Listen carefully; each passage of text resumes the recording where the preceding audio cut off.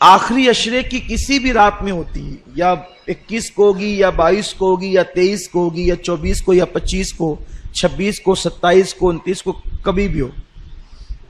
کچھ لوگوں نے کہا کہ نہیں، صرف یہ آخری عشرے میں 5 طاق راتوں میں ہوتی ہے، 21، 23، 25، 27، 29۔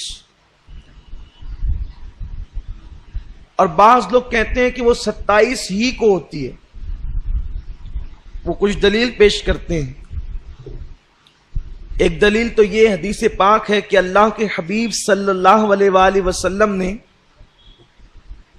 21ویں شب چھوڑ دی، 23ویں کو حضور صحابہ کے ساتھ مسجد میں قیام کے لیے، چونکہ معتکف تو رہتے ہی تھے، قیام کے لیے کھڑے ہوئے اور تھوڑی دیر عبادت کی ہوگی کہ فرمایا کہ جس رات کو تم تلاش کر رہے ہو وہ آج نہیں ہے، وہ اس کے بعد آئے گی۔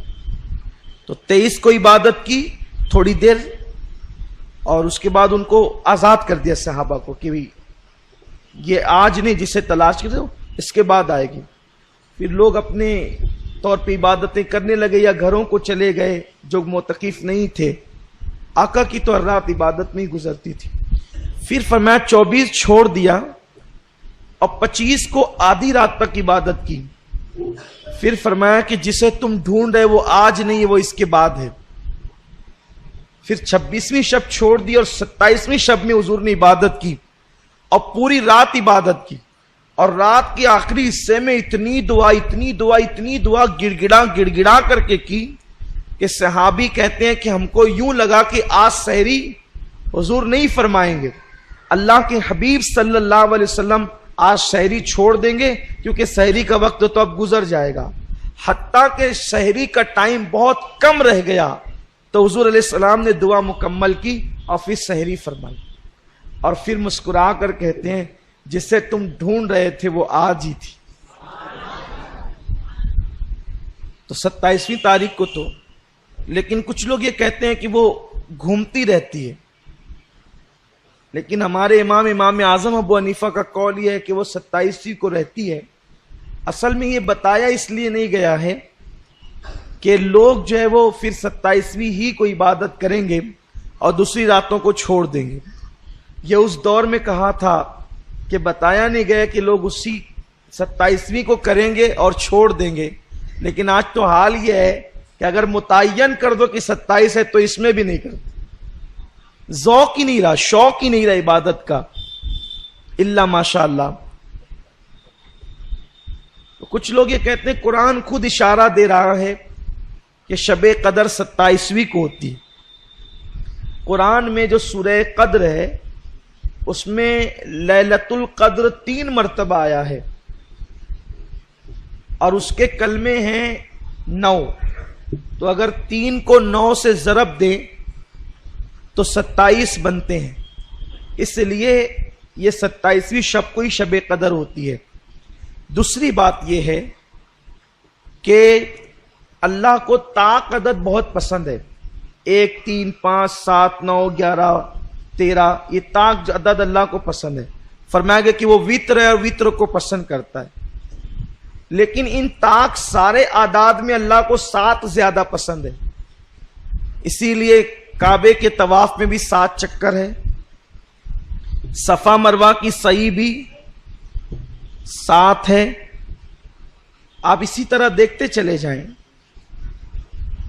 اللہ تبارک و تعالی نے طاق عدد کو پسند کیا اور اس طاق میں 7 کو زیادہ پسند کیا۔ تو شب قدر جو 27ویں کا قول کرتے ہیں تو وہ کہتے ہیں کہ جس عشرے میں شب قدر ہونی ہے تو یہ 7ویں رات ہے، اس 7ویں رات ہونے کی وجہ سے اس لیے شب قدر 27ویں کو ہوتی ہے۔ اس رات جو ہے وہ آسمان پر تارے خوب ہوتے ہیں، چاند بھی ہوتا ہے، موسم میں نہ بہت زیادہ گرمی ہوتی ہے نہ ٹھنڈی ہوتی ہے، معتدل رات ہوتی ہے، اور اس کا جو صبح کا سورج نکلتا ہے تو یہ سورج بغیر کرنوں کا ہوتا ہے۔ ایک مرتبہ حضرت عبداللہ ابن مسعود سے ملنے کے لیے کچھ لوگ گئے تو دیکھا کہ وہ اپنی چھت پہ کھڑے سورج دیکھ رہے تھے. جب لوگ آئے تو یہ نیچے اترتے ہوئے کہتے ہیں صدق اللہ و صدق رسول اللہ، اللہ نے سچ کہا اور اس کے رسول نے سچ کہا. تو لوگوں نے کہا کیا بات ہوئی؟ تو کہا کہ میں نے حضور سے سنا تھا کہ جو شب قدر ہوگی اس کا صبح کا سورج بغیر کرنوں کے ہوگا، سفید سورج نکلتا ہے. تو میں دیکھ رہا ہوں کہ رات میں نے ساری علامتیں دیکھی شب قدر کی، تو صبح دیکھا تو سورج بغیر کرنوں کا تھا. اسی لیے کہا کہ اللہ کے رسول نے سچ کہا اور اللہ نے سچ فرمایا. تو یہ رات کی بڑی علامتیں ہیں، اور اس ایک رات کی عبادت اللہ نے 80 سال سے بڑھ کر کی. اسی لیے جب یہ رات آئے تو اس میں مغرب کے بعد غسل کرنا سنت ہے. بعد مغرب حضور علیہ السلام کا معمول ہے کہ اللہ کے حبیب صلی اللہ علیہ وسلم بعد مغرب غسل فرماتے تھے. اس کے بعد آقا کریم صلی اللہ علیہ وسلم مسجد میں عبادت کرنا اس رات کو پسند کرتے تھے. گھر میں بھی کر سکتے ہیں، لیکن بلکہ صحابہ کرام تو شب قدر میں نئے لباس کا اہتمام کرتے تھے، نئے کپڑے وہ پہنتے تھے شب قدر میں. کچھ صحابہ تو ایک ہی لباس سلا کر رکھے ہوئے تھے، جیسے حضرت انس ابن خزیمہ وغیرہ، کہ یہ حضرات اسی رات میں وہ لباس پہنتے تھے اور پھر کسی وقت اس لباس کو استعمال نہیں کرتے تھے. آقا کریم صلی اللہ علیہ وسلم سے پوچھا گیا کہ یا رسول اللہ، اگر ہم شب قدر پائیں تو اس میں سب سے زیادہ کون سی عبادت کریں؟ اللہ کو اس رات کون سا عمل سب سے زیادہ پسند ہے؟ تو اللہ کے حبیب صلی اللہ علیہ وسلم نے فرمایا اگر وہ رات تمہیں مل جائے تو کثرت کے ساتھ دعا کرنا، کیونکہ اس رات اللہ کو دعا بہت پسند ہے. حضرت اماں عائشہ صدیقہ نے پوچھ لیا یا رسول اللہ دعا تو کریں، کون سی دعا زیادہ کریں، وہ بھی سکھا دیں. تو آقا نے فرمایا کہ یوں کہو اللہم انک عفو کریم تحب العفو فاعف عنی. اللہ تو عفو ہے، تجھے معاف کرنا بہت پسند ہے، سو تو ہمیں معاف فرما دے. اس رات توبہ کرو کثرت کے ساتھ، ہو سکے تو صلاۃ التسبیح کا اہتمام کرو، ہو سکے کچھ نوافل پڑھو، اور جب رات کا آخری پہر آ جائے تو پھر دعا میں مصروف ہو جاؤ، اور ہو سکے تو سحری تک دعا کا اہتمام کرو. کیونکہ یہ رات جاگنا اپنے مقدر کو جگانا ہے. جو اس رات کو جگ گیا وہ 80 سال عبادت میں آگے ہو گیا. اور خاص طور پر بہت اہم بات عرض کرنے جا رہا ہوں، جتنی عبادتیں بھی آپ کرتے ہیں اللہ اس کو قبول کر لے تو اس پر انعام کیا ملتا ہے؟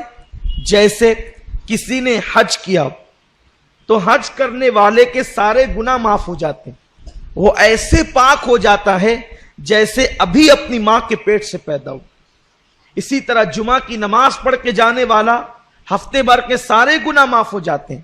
اسی طرح رمضان شریف کے روزے رکھنے والا گزشتہ رمضان شریف اور اس رمضان شریف کے درمیان جتنے گناہ کیے تھے اللہ سب معاف کر دیتا ہے، سارے گناہ معاف ہوتے ہیں. لیکن شب قدر کی ایک انفرادی خصوصیت یہ ہے جو حج میں بھی نہیں ہے، بڑی ذمہ داری سے عرض کر رہا ہوں، جو حج میں بھی نہیں ہے، جو رمضان شریف کے روزوں میں بھی نہیں ہے.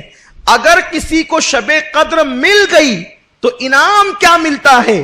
آقا فرماتے ہیں اگر کسی کو شب قدر ملے اور وہ اس میں عبادت کر لے تو اللہ انعام کیا عطا کرتا ہے؟ جتنے گناہ کیا ہے وہ بھی معاف کر دیتا ہے، اور جو ابھی کیا نہیں ہے کرنے والا ہے اللہ اس کو پیشگی معاف فرما دیتا. کتنا بڑا کرم ہے. لیکن شب قدر ملنا چاہیے، اور وہ متعین نہیں ہے، لیکن ہم تو بس اللہ پر امید کرتے ہوئے جو ہے وہ شب قدر میں عبادت کرتے ہیں. اللہ فرماتا ہے خیر من الف شہر، یہاں تک آپ نے سنا. اب یہ 1000 مہینوں سے افضل ہے، برابر نہیں افضل ہے. پھر فرماتا ہے تنزل الملائکہ والروح، اور اس رات فرشتے آتے ہیں اور جبریل علیہ السلام آتے ہیں اور کیا کرتے ہیں؟ سلام ہی حتی مطلع الفجر، فجر تک وہ لوگوں کے لیے جو عبادت میں مصروف ہوتے ہیں سلامتی کی دعا کرتے ہیں، ان پہ سلامتی بھیجتے ہیں، انہیں سلام کرتے ہیں۔ تفسیر میں آتا ہے کہ یہ جو شب قدر ہے، اگر اس کا اردو میں ترجمہ کیا جائے تو ترجمہ یہ ہوگا تنگ کر دینے والی رات، یا تنگ ہو جانے والی رات، یا تنگی کی رات۔ حیرت ہے، اتنی مبارک رات ہے لیکن اس کا اردو میں ترجمہ کیا ہے؟ تنگی کی رات یا تنگ کر دینے کی رات۔ تو اس کا نام تنگی کی رات کیوں ہے؟ تو حدیث پاک میں آتا ہے کہ آسمان سے اتنے فرشتے زمین پہ آتے ہیں کہ زمین تنگ ہو جاتی ہے فرشتوں کی تعداد کی وجہ سے، اسی لیے اس کو تنگی کی رات کہتے ہیں۔ فرشتوں کی وجہ سے زمین تنگ ہو جاتی ہے، یعنی قدم رکھنے جگہ نہیں رہتی فرشتوں کو۔ اور فرشتے کیوں آتے ہیں؟ وہ رات بھر مسافہ کرتے ہیں، مغرب سے لے کر فجر تک۔ کن سے؟ عبادت کرنے والوں سے۔ فرشتے مسافہ کرتے ہیں، فرشتے زیارت کرتے ہیں، تمہاری دعاؤں میں شریک رہتے ہیں۔ اور بعض مفسرین نے تو یہ بھی بتا دیا کہ فرشتے مسافہ کرتے ہیں، اس کی نشانی اور علامت کیا ہے؟ فرماتے ہیں اگر شب قدر میں عبادت کرتے ہوئے تمہاری آنکھوں سے آنسو جاری ہو جائے، یا بدن پر خوف کی کیفیت طاری ہو جائے، یا عبادت میں کیف و سرور ملنے لگے، تو سمجھ جاؤ کہ اب وہ وقت آ گیا ہے کہ فرشتے تم سے مسافہ کر رہے ہیں، جبریل امین تم سے مسافہ کر رہے ہیں۔ اور یہ جبریل اور فرشتے شب قدر میں کیوں آتے ہیں؟ یہ بھی ایک خاص بات ہے۔ حدیث پاک میں آتا ہے کہ فرشتے اور جبریل پورا سال بھر اللہ سے دعا کرتے ہیں، اے اللہ مولا ہمیں زمین پہ جانے دے اور ہمیں ان لوگوں کی زیارت کرنے دے جو ہم سے بہتر عبادت کرنے والے ہیں، ہم سے اچھی عبادت کرنے والے ہیں۔ حیرت ہے، فرشتے آخر ہم ان سے بہتر عبادت زمین پہ کون کر سکتا ہے؟ تو فرمایا گیا ہم کچھ ایسی عبادتیں کرتے ہیں جو فرشتوں کے بس میں نہیں ہے۔ وہ عبادتیں کیا ہے؟ وہ عبادت ہے رشتہ داروں کے ساتھ صلہ رحمی کرنا، محتاجوں کی مدد کرنا، صدقہ دینا، بیماروں کی عیادت کرنا۔ حتیٰ کہ یہ عبادت کہ اگر تمہارا بچہ سو رہا ہے اور اس کے بدن پر چادر نہیں ہے تو اس کے بدن پر عذرائے شفقت چادر ڈال دینا، یہ بھی عبادت ہے، یہ فرشتوں کے بس کی نہیں ہے۔ روایتوں میں آتا ہے اگر تمہارا بچہ سو رہا ہے، وہ چادر پھینک دیا، تم نے چادر اس کے اوپر اڑا دیا، تو بھی اللہ تمہاری مغفرت فرما دیتا۔ فرشتوں کے بس کا نہیں ہے وہ، کیونکہ فرشتوں کی تو اولاد ہی نہیں ہے، فرشتوں کا بھائی نہیں ہے، وہ صلہ رحمی کس کے ساتھ کریں گے؟ فرشتوں کی بیوی نہیں ہے، وہ محبت کس کو دیں گے؟ تو وہ کہتے ہیں مولا جو ہم نہیں کر سکتے اور تیرے بندے جو کرتے ہیں ہم سے بہتر والی عبادت، تو ہم ان کی زیارت کے لیے جانا چاہتے ہیں۔ وہ سال بھر دعا کرتے ہیں تو اللہ شب قدر میں ان کو زمین پر نازل فرماتا ہے اور وہ تمہاری زیارت کے لیے آتے ہیں۔ انسان تو کتنا خوش نصیب ہے، اگر تو صلہ رحمی کرے، لوگوں سے پیار کرے، اگر تو لوگوں سے محبت کرے تو تیرا مرتبہ کتنا بڑھ جاتا ہے کہ اللہ کے معصوم فرشتے تیری زیارت کے لیے آتے ہیں، تجھ سے مصافحہ اور تجھے سلام کرنے کے لیے آتے ہیں۔ پیارے آقا صلی اللہ علیہ وسلم کے پیارے دیوانوں، آج لیلۃ القدر ہے، انشاءاللہ اللہ نے چاہت۔ اور شب قدر کب ہوتی ہے ایک راز ہی کھول دوں تاکہ پتہ چل جائے۔ فرمایا صوفیاء کرام نے کہ جس رات تو دل کی گہرائی سے اخلاص کے ساتھ عبادت کر، وہی رات تیرے لیے شب قدر ہے۔ شب قدر میں بھی سوتا پڑا رہے تو کیا ملے گا؟ شب قدر میں گناہ کرے تو کیا ملے گا؟ شب قدر میں ہاتھ باندھ کر نماز میں کھڑا رہے اور تیرا دل و دماغ کاروبار میں رہے تو کیا ملے گا؟ اور اگر تو نے 2 رکعت نماز کسی رات میں دل کو حاضر کر کے اس کی محبت میں پڑھ لیا تو وہی تیرے لیے شب قدر ہے۔ اس لیے آج کی رات ہمیں عبادت میں گزارنا ہے، اور میں بھی چاہتا ہوں کہ حالانکہ علم دین سیکھنا سکھانا یہ نفل عبادتوں میں بہت بڑی عبادت ہے، لیکن ہم نے اپنی محفل کر لی ہے اور کل پرسوں بھی محفلیں ہوگی، زندگی رہے گی تو بیانات کی محفلیں ہوتی ہی رہے گی.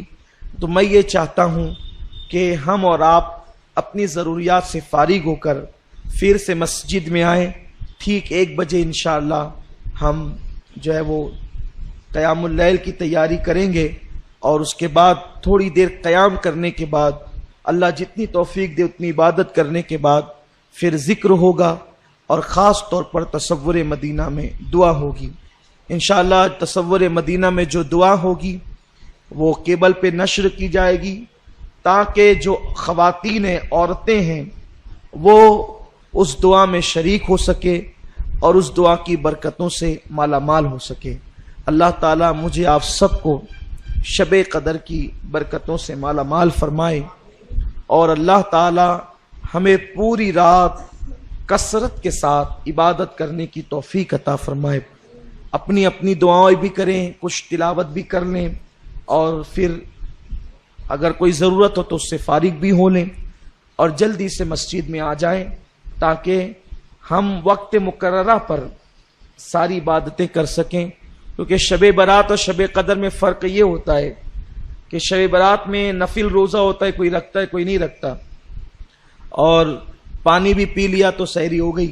لیکن یہاں اعتکاف والوں کا بھی ہمیں خیال کرنا ہوتا ہے، تو ہمیں 3 بجے سے پہلے اپنی محفل ختم ہی کرنی پڑے گی تاکہ اعتکاف والے سحری کر لیں اور ہم لوگ بھی اپنے اپنے گھروں کو سحری سے پہلے پہنچ سکے.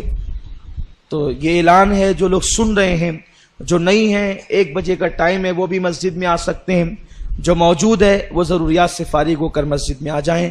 الفاتحہ الی حضرت النبی الکریم علیہ افضل الصلاۃ و اکمل التسلیم.